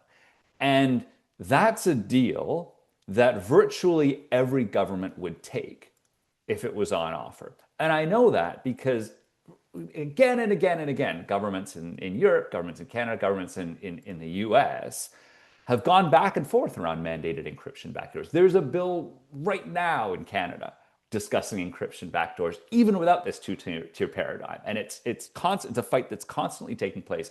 And the only reason why anybody has secure encryption is because governments are in a situation where they can only guarantee security encryption for their own communications and their own favored industries by giving it to everybody.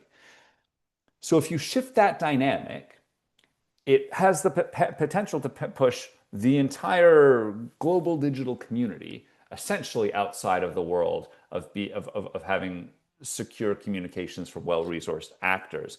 And to bring this back to the global dynamic, if the development and deployment of these technologies are clustered in the rich world, then access to secure encryption by global South governments is going to be held out as a bargaining chip.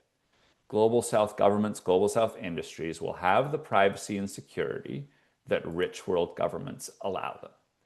And I shouldn't need to explain why this is an enormously problematic dynamic. But it's also creating a potential paradigm, just to come back to one of the comments that was made a while earlier in the chat. It sets up a dynamic where the interests of governments are directly opposed to the security and privacy concerns of their population. And that is especially true in non-democratic contexts. That's not just in the global South. As we're seeing now, democracy and development don't necessarily go together. And there are authoritarian concerns in the rich world as well as in developing countries. But the evolving paradigm around how privacy is going to work as these technologies move forward is very much in doubt. And I think this is one of the core privacy questions that we need to be asking, especially in advance of how these technologies move forward, in advance of this, the threat actually manifesting, is we need to figure out a way to ensure that our privacy and security protections are maintained, even when the old arguments for privacy can no longer be made in the same way. Those are really, really excellent points that you've raised. Oh, Krystal says the same. Excellent points. Very interesting conversation so far. Please keep the questions coming in the chat. I want to rope in Peter while while what you've said is still top of mind, Michael, because I think it segments really well. And Peter, we haven't heard much from you today, so please take us take up a little bit more space. You can take up a bit more space because we haven't really heard you speak much today. But you've written specifically on encryption law, including Australia's anti-encryption legislation, and you have your publication that's out on quantum technology governance. So, where are the current legal frameworks failing to account um, for what we've just discussed, what Krystal's pointed out, what Michael has also given us context on? Where do you stand? I mean, happily, I think I'm a little bit more optimistic maybe than Michael. Um, I mean, trying to navigate or canvas, how encryption is regulated across different countries, different jurisdictions, is a bit of a challenge. But I think you can definitely put them in sort of the two buckets that Michael outlined, which is one, laws or proposals to try to undermine encryption to create backdoors in order to allow access by law enforcement intelligence agencies. And then on the other hand, you have laws like Krystal mentioned, the European Data Protection Law, and most countries in the world will have a data protection law that will promote, normally indirectly, using security measures like encryption to protect personal data, critical infrastructure, these sorts of things. So that's just a starting point. And then what I'm seeing now is more and more these agencies, regulators are thinking about how do we achieve the post-quantum transition, because we're starting to get really good maths, as Krystal so explained so well, but actually implementing that is a big governance and technical challenge. And also, so basically, there's an argument there that we require law in order to incentivize companies to invest and actually implement these post-quantum cryptography schemes, which is a significant effort. And I see that process being mainly led by NIST in the US as sort of a de facto cybersecurity regulator, and then in the EU more and more, and then other sort of global north countries. Notably, I'd say Africa is lagging quite far behind, at least in terms of official government recognition of the threat and steps to carry it out. But probably of all of them, South Africa is probably at the forefront at the moment. I think one gap potentially is that we're thinking so much about the post-quantum cryptographic transition that one concept that I think is helpful that's starting to come up is the concept called cryptographic agility, which is that it's not just that we're doing a one-off transition. These algorithms aren't as battle hardened as existing RSA and elliptical curve, and so it's not just about a one-off migration. It's about we're heading into a potentially a period of uncertainty, and organizations need to be flexible to overcome quantum threats that might arrive now, might arrive later. I think as well, I've yet to see any legal framework around the world robustly tackle the harvest now, decrypt later problem, which is manifesting as we speak potentially, and that's something that is more of an organizational problem of where it's sort of presumed that we have very good encryption now. It's very rarely the weakest link, and that therefore it should be safe to transfer data across borders and things like that. But potentially that's not the case, and the legal systems that I've seen have not really acknowledged that. And then, what I'm hopeful for is that this quantum threat, sort of running against what Michael said, actually galvanizes governments and civil society to recognize that, hey, maybe we shouldn't be focused on trying to undermine encryption so that we can catch the few offenders that disproportionately few offenders who might benefit from that, and actually focus on building robust systems that are impervious to both classical and quantum attacks. So I'm sort of more more optimistic. It's a big challenge, and I think the law and policy has a big role to play, both in the global north and global south. Yeah, so hopefully that wasn't too long, but that was my 2 cents. Not too long at all. I think it's actually a good runway to get us straight into the next. We're going to just go straight into the last segment of our conversation because I think they interlinked. And while we wait for the chat to light up again, but I think everyone's in absorption mode. Is it absorption? Absorption. My English bundles are running out. But they're all constantly assimilating every conversation. Every topic that's being brought up. So I want to move straight into equity and who shapes this future. Um, and I wanna throw a question then to Allison based off what you have just said. Allison, I can't see you. Maybe it's my view, so I hope she's still in the room. Yes, you are. Okay, I see you. Um, Allison, what legal and governance frameworks then will determine whether the Global South actually shapes or inherits, this future and these solutions that we're trying to implement.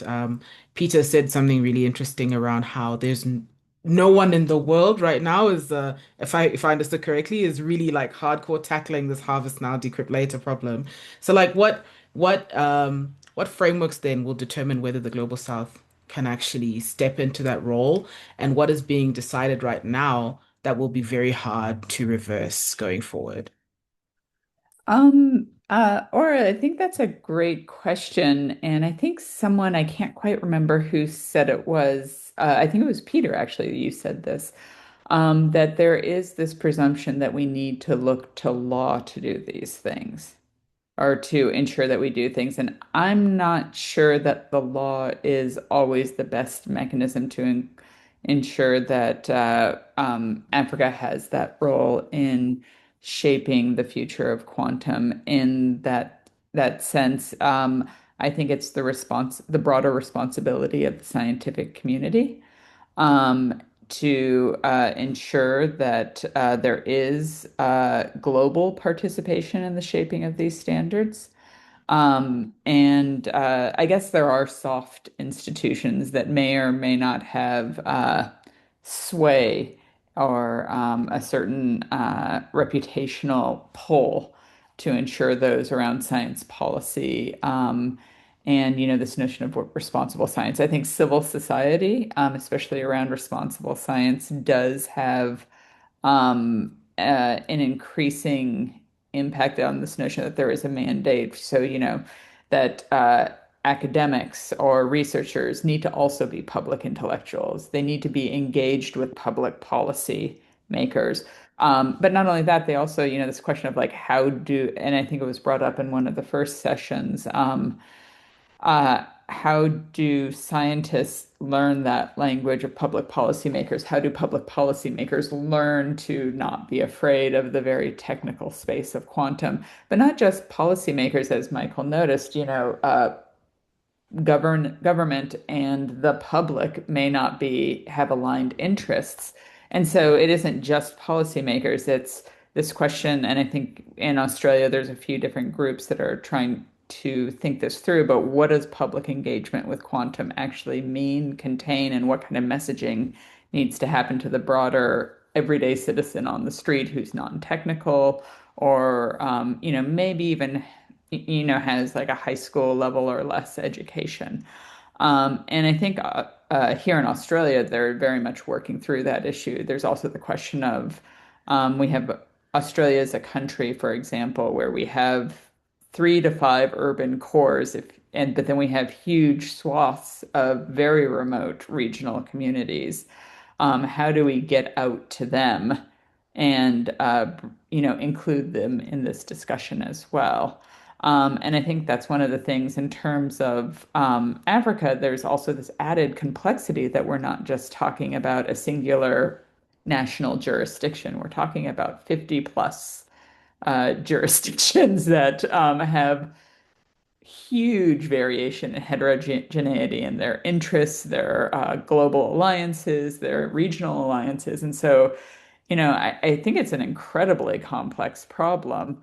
And so I think, or Crystal, you brought this up, is sort of NIST is a very American flavored organization.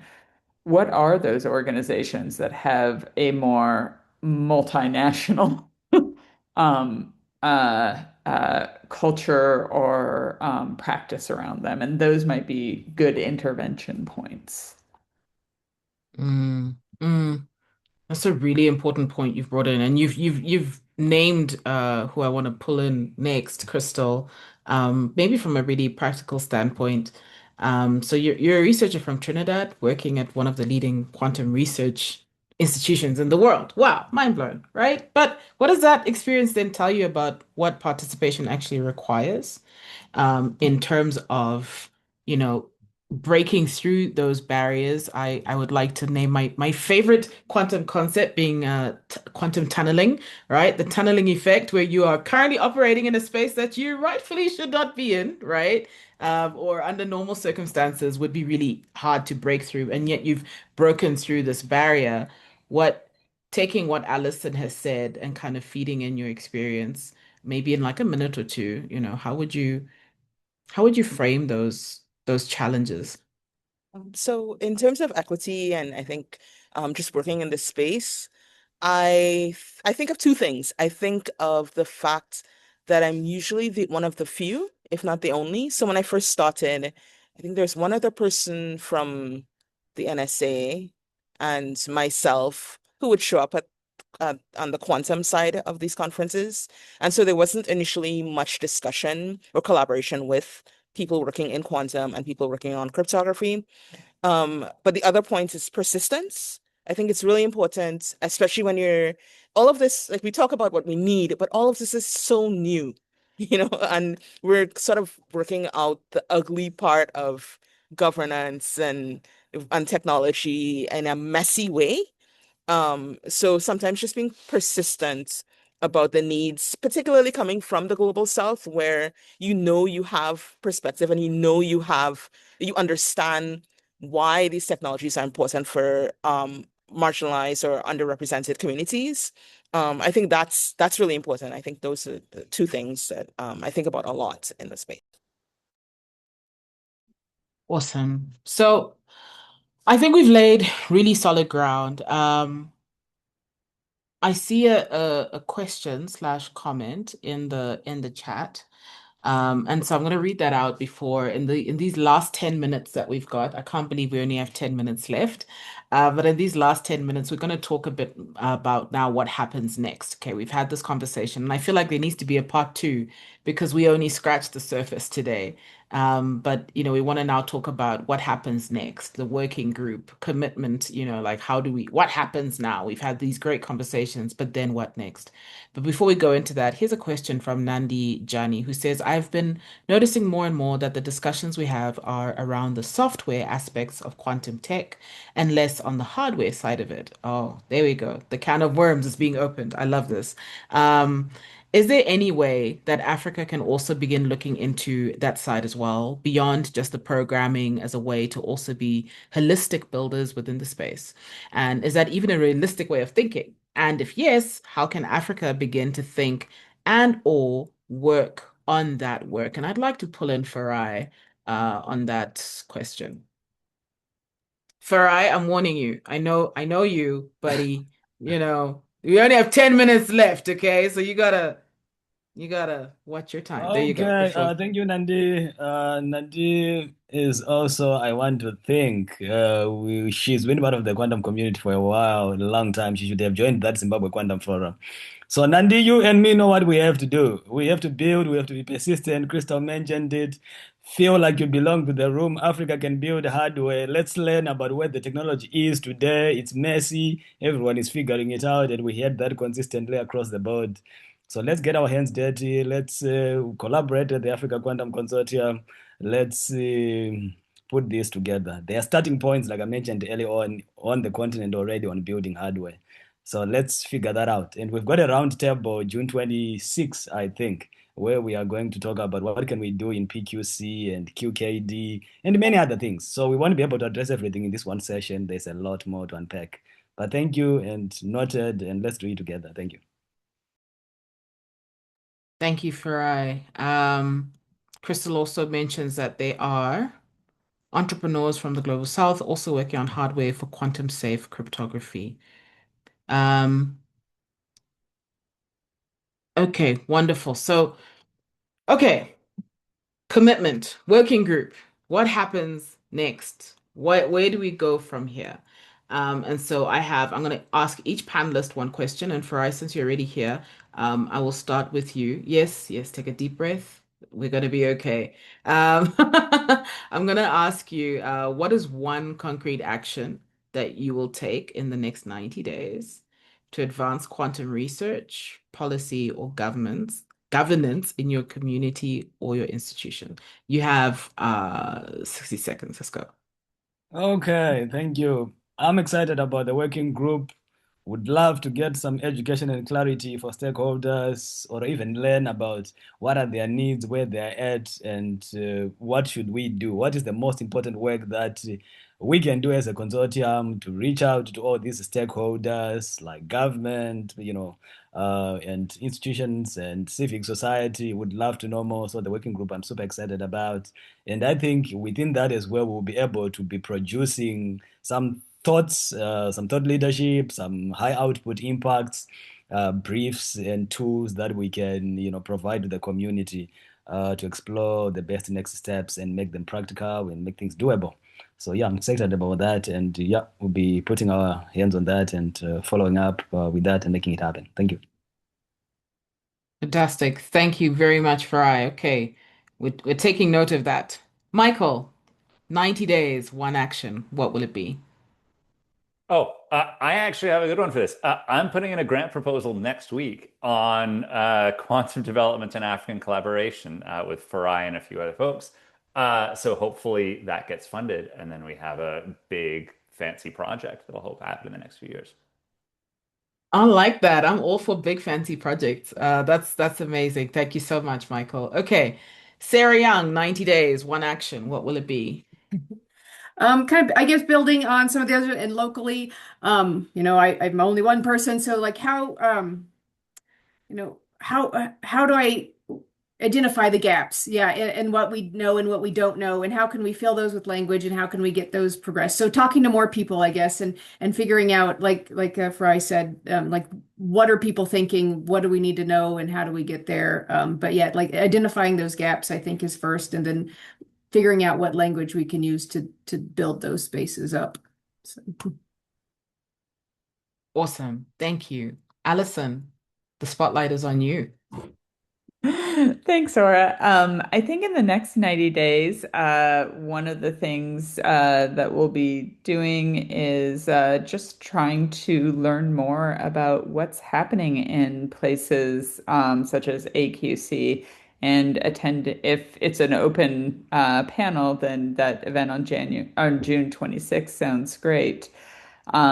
Just because so far the work we've done at University of Queensland has really been Australia focused, and I really believe that there's a lot to learn from diversity of perspectives and see what's going on in the rest of the world. Thank you. Thank you for that commitment. Peter, it's all you, buddy. Yeah, I think I'm also part of this project that Michael was talking about, the funding round, and we're hoping to have some African researchers come to Scandinavia and Canada and things like that. And so, some of my research has been on export controls and sort of restrictions, technological restrictions, and so far most of my focus has been sort of chip wars, China, US, and Europe. And I think in preparation for the project, I should really put my attention towards the effect of these controls on basically global South and African communities. So potentially like a paper or opinion piece, maybe I can get in touch with some people here to collaborate on that. Thank you. Well noted. It better happen. I'm gonna be literally, I'm like the worst person to give this task to because I will be the golden retriever of this group and I will be on you, every single one of you, making sure and following up that this is gonna happen. So, Krystal, with that little very tiny sprinkling of pressure, please kindly share what is your one action for the next 90 days. I'm going to be a bit selfish and say graduate.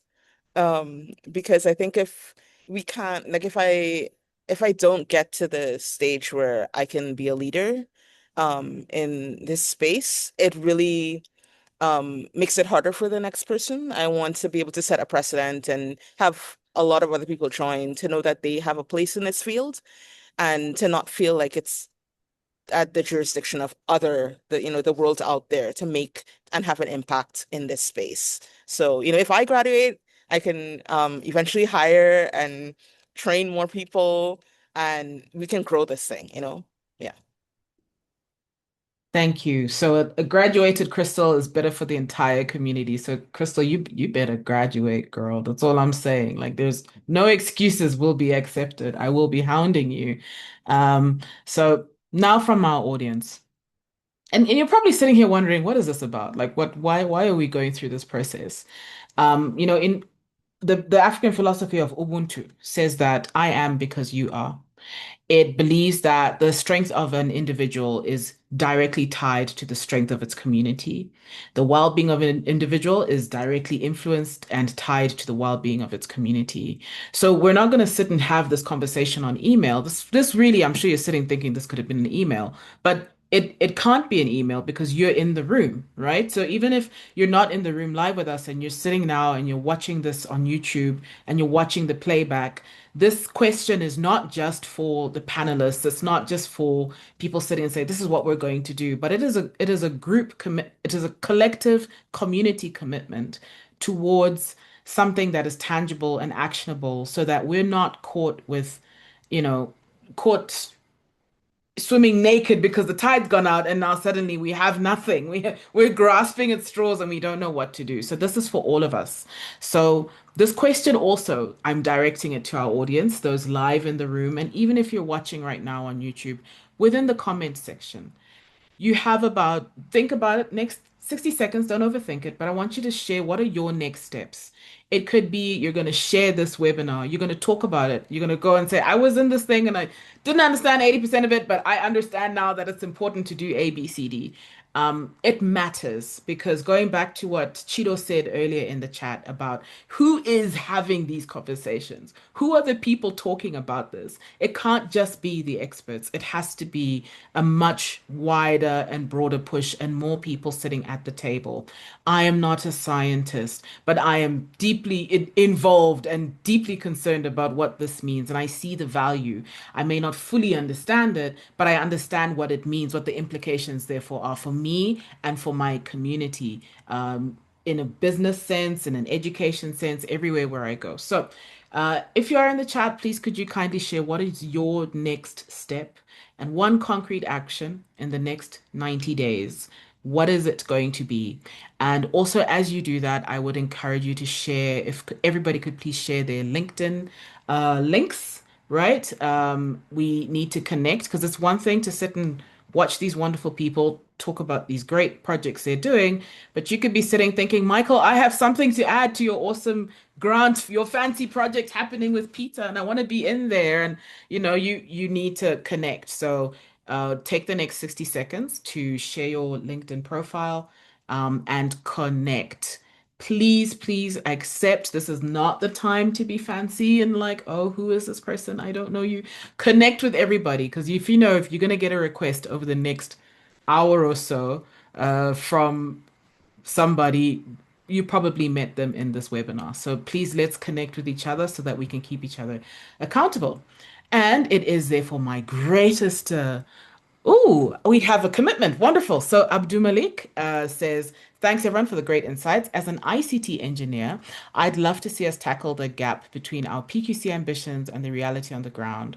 Right now, agentic AI is already empowering average hackers to automate complex network sniffing and exploit backdoors at machine speed, preying on our legacy infrastructures. So, Abdul Malik, I'm going to take that also as an action point in not just you loving to see us tackle, but you actively also tackling that gap in your own way. Please make sure you share your LinkedIn profile because I can see Krystal nodding enthusiastically. So I'm pretty sure she'd love to connect with you. So please share your LinkedIn link. And is it Nikon or Nikon?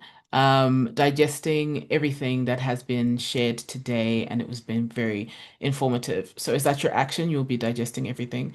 Please digest and share, so that there is an action point tied onto it. And I'm so excited to say with that that the AQC working group on quantum policy for Africa is now officially open and launched. You may clap hands because it's exciting. And every person who registered for this session will receive the founding document within 48 hours. Okay, that's our commitment to you. And the commitments you've just heard will be compiled into that document. So hold us accountable. This is not a cosmetic conversation. This is something that we want to attach real actionable points. And if you want to join the working group, drop your name and email in the chat now, or use the link arriving in your follow-up email tonight. So you will get a follow-up email. Please use that link to join the working group. We'll also use the expressions of interest captured in via the registration form for this event. The working group is a coordination structure with a mandate, and every member joins with a named action. That is the only entry requirement. You don't need to have a PhD, you don't need to have 100 years of experience, you don't need to be, having touched a real quantum computer. You just need to be interested in getting boots on the ground.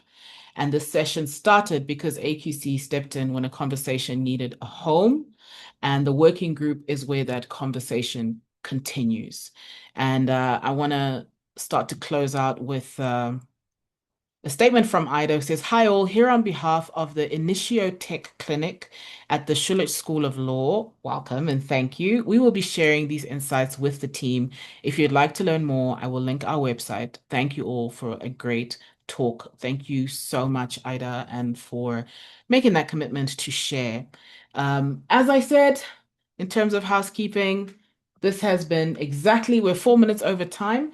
But this has been a wonderful conversation. Thank you so much for sticking with us to the end. I think we have covered so much ground. And if you are interested in seeing this conversation continue or have a part two, or maybe evolve into something else, we're always open to hearing more great suggestions and always open to working within what the community needs and wants. And so thank you so much for your time. As I said right at the beginning, thank you for committing these 2 hours. And thank you so much to our speakers, our panelists. Your insights have been so powerful. It's been such a privilege to be in this room with you today and to learn from you. Please continue to engage with the community, especially within Africa. There's so many platforms and groups working.